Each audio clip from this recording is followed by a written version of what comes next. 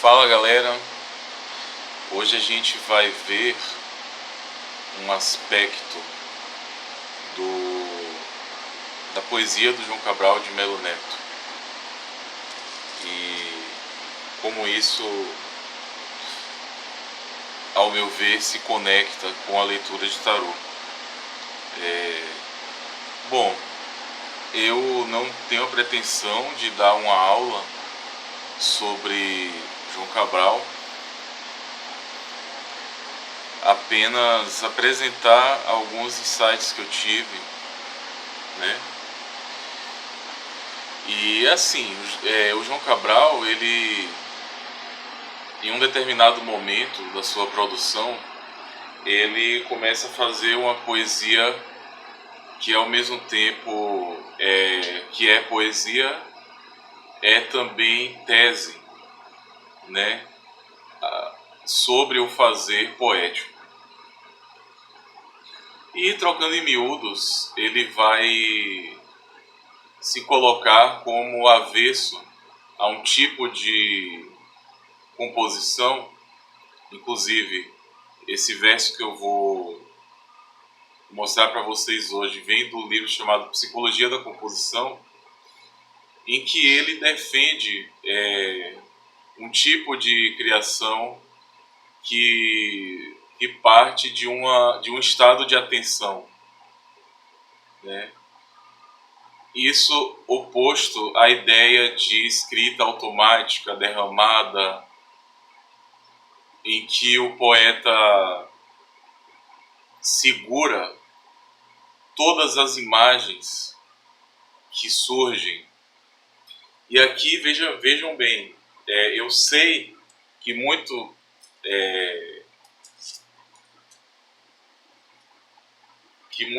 que já foi muita coisa já foi superada, né, sobre a ideia de fluxo de consciência, inclusive a própria ideia de fluxo de consciência, né, em si. A gente hoje já sabe que mesmo naquelas obras mais aparentemente derramadas, existe uma atenção, existe uma edição, né? Existe um editorzinho interno no poeta. O próprio André Breton chegou a admitir isso, né? Que não há um real automatismo na criação poética.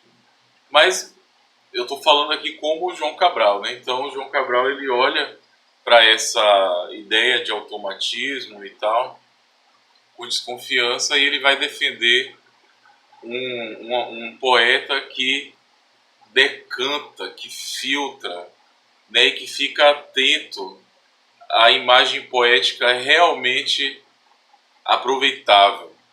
E aí, para isso, ele vai usar diversas imagens, como a própria imagem da pedra, as propriedades da pedra, né, a dureza, também a capacidade mineral de filtrar, né, de decantar. Ele vai falar, ele vai usar a ideia também do amadurecimento, de você não pegar apressadamente todas as suas imagens, não ter essa espécie de avareza, né? Isso vai dialogar bastante com o poema que a gente viu ontem do Drummond. E como a gente viu ontem, né, naquele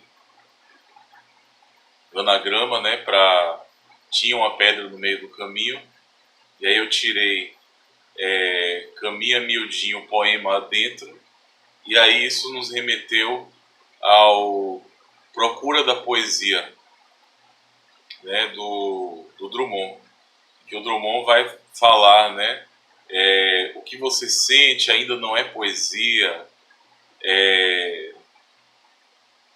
relaxe, fique num estado de atenção,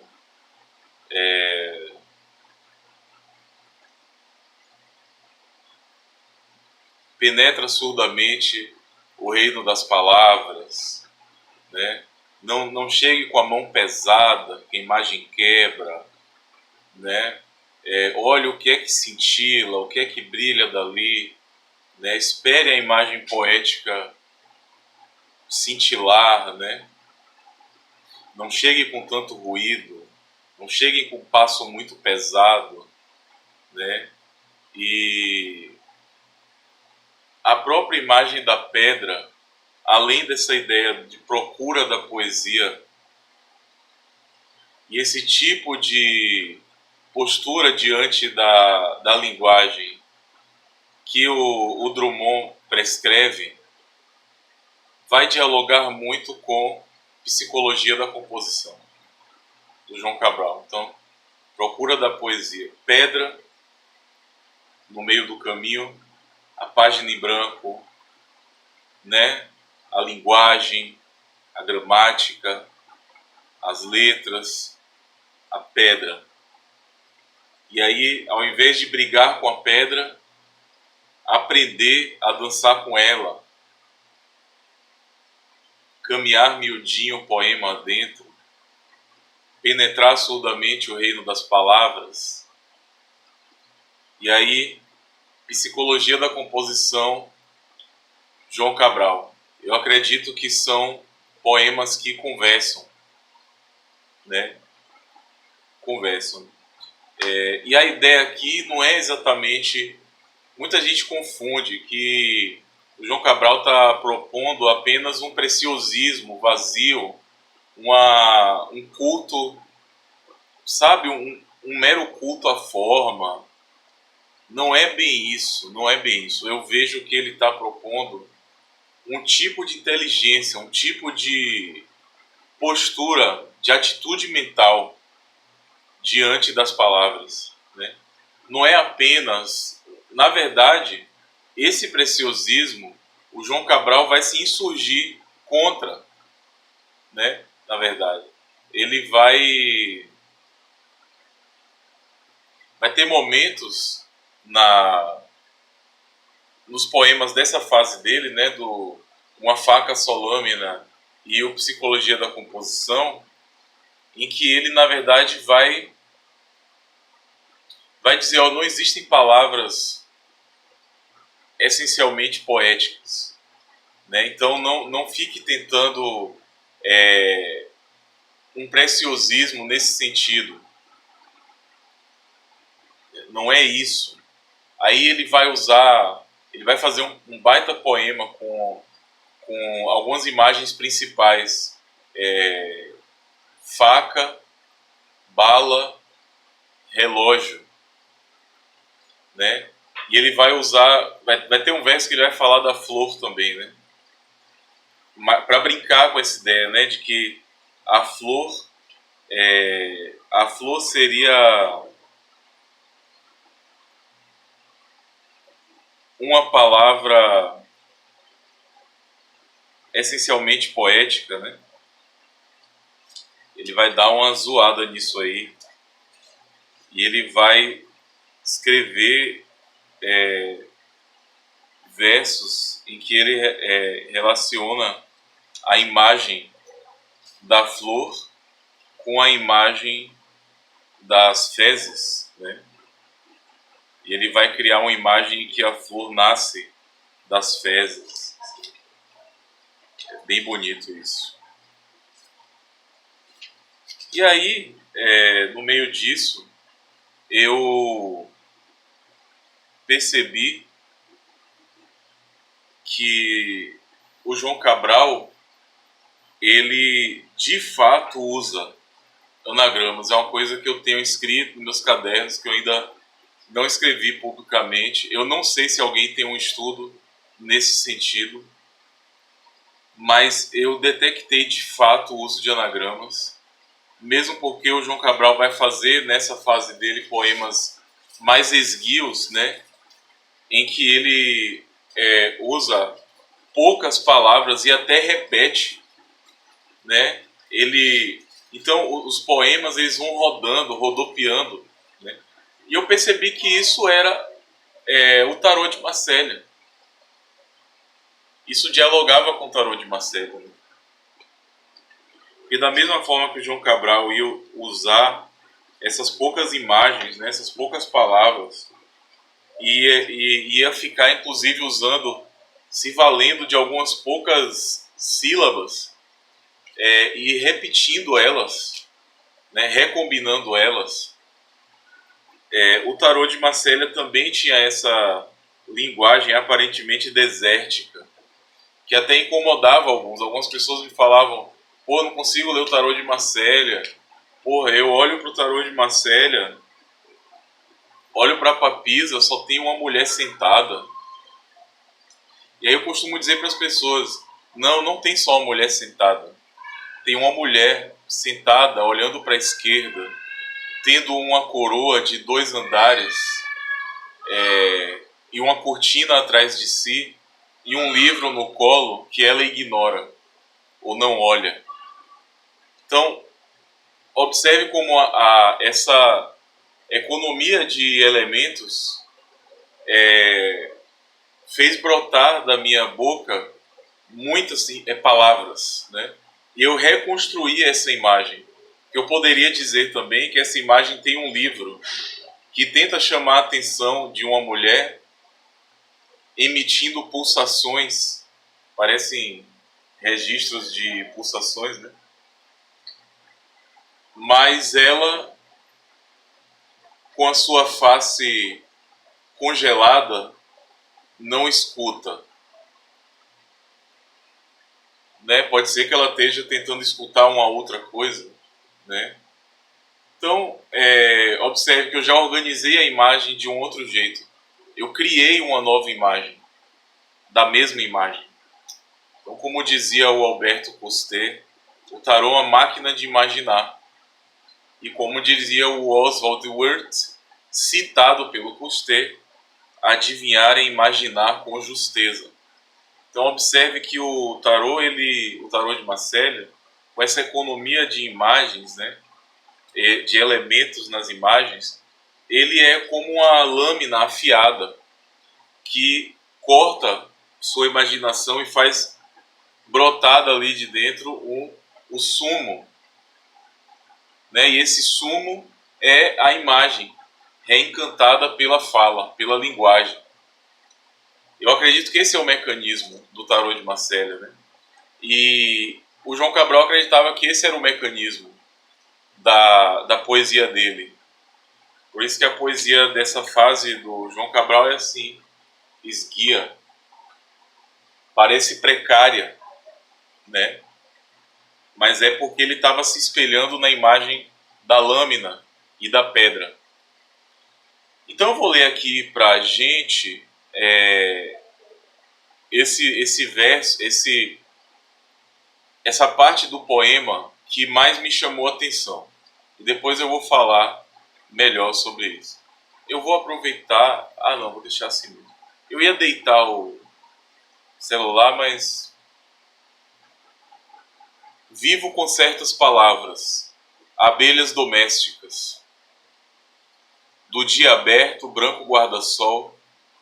Vejam bem, vivo com certas palavras, abelhas domésticas. Então ele já está dizendo que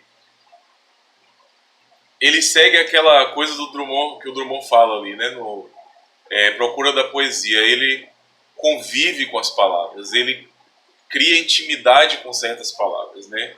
Ao invés dele ficar assim hipersaturando a mente com uma verborragia, ao invés de ficar decorando dicionários poéticos, porque existem dicionários de palavras poéticas, ele, em vez de ficar se hipersaturando, ele convive com umas poucas palavras, abelhas domésticas. E essas palavras ficam ali zumbindo para ele, e ele vai convivendo com elas, criando intimidade com o signo. É o que eu proponho nos cursos, né, e nas coisas que nas minhas falas também, é o que eu proponho com o tarô de Marselha. Então, esqueçam a ideia de que ele é pobre, de que ele é mudo, de que ele, sabe? Nossa, eu olho para o tarô de Marselha e eu tenho dificuldade porque o 8 de copas do tarô de Marselha são só 8 taças. Não tem uma cena, não tem uma alegoria. O 6 de paus são só 6 paus. Mas isso não é uma pobreza, não é uma escassez. Isso é a linguagem desse baralho. É a linguagem dele. Ele tem que ser assim, sabe? E a gente tem que ter uma humildade diante do baralho de deixar que ele nos fale, né, como é que você funciona. Né? E há alguns anos é isso que eu faço. Olhar para o baralho e dizer como é que você funciona, qual é a sua linguagem. E deixar ele falar um pouco. Dar uma chance, né, para o baralho. Então João Cabral convive com essas palavras abelhas domésticas da forma que eu também vou convivendo com essas imagens abelhas domésticas. Né? Então essa é a primeira lição que eu tiro do João Cabral, né? Que inclusive vai estar, aqui eu deixo um link para um outro vídeo.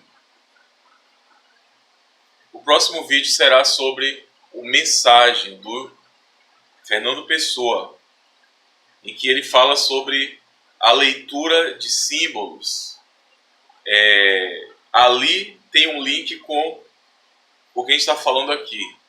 Né? Eu já linkei o Drummond com o João Cabral, agora eu vou linkar o João Cabral com o Pessoa, porque ele vai falar nesse texto, o Fernando Pessoa, é possível que eu tenha falado João Pessoa, tá? Eu misturo as palavras às vezes.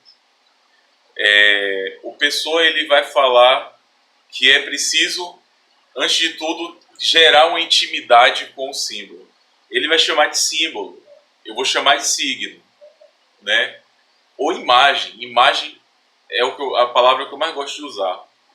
Então a gente vai criar uma intimidade com a imagem, né? Com as imagens do tarô. Né? Isso vale para qualquer símbolo, qualquer sistema simbólico. Isso vale para qualquer linguagem. Mas aqui eu estou falando especificamente do tarô de Marselha. Então eu comecei a criar essa intimidade com as imagens, conviver com elas, penetrar surdamente no reino delas. De mansinho, né? Miudinho. Vamos lá. Vivo com certas palavras, abelhas domésticas. Do dia aberto, branco guarda-sol, esses lúcidos fusos retiram o fio de mel. Do dia que abriu também como flor, que na noite, poço onde vai tombar a aérea flor persistirá, louro sabor e ácido contra o açúcar do podre. Então o João Cabral vai dizer que a poesia que se vale de uma hipersaturação de imagens, de uma verborragia exacerbada, ela vai perder a vida. Ele vai usar muito a comparação dessa poesia com a imagem do cadáver, da morte e do sono. Né, do sono. Ele vai dizer que essa é uma poesia que dorme, que faz dormir e que não corta sua imaginação, né, para que você veja imagens, veja revelações, tenha insights. Né? É uma poesia que só te hipnotiza e que te embala num sono e que no fim você fica apenas entorpecido. Mais uma vez, estou dizendo, eu não estou fazendo aqui um manifesto contra a poesia de fluxo de consciência, até porque adoro Joyce, né? Adoro muita coisa nesse sentido, mas aqui eu estou falando sobre um aspecto da poesia do João Cabral que me leva a ter certas visões acerca do fazer oracular e da tradução de cartas, tá? Eu vou pausar esse vídeo para começar outro e para poder subir eles separados, né?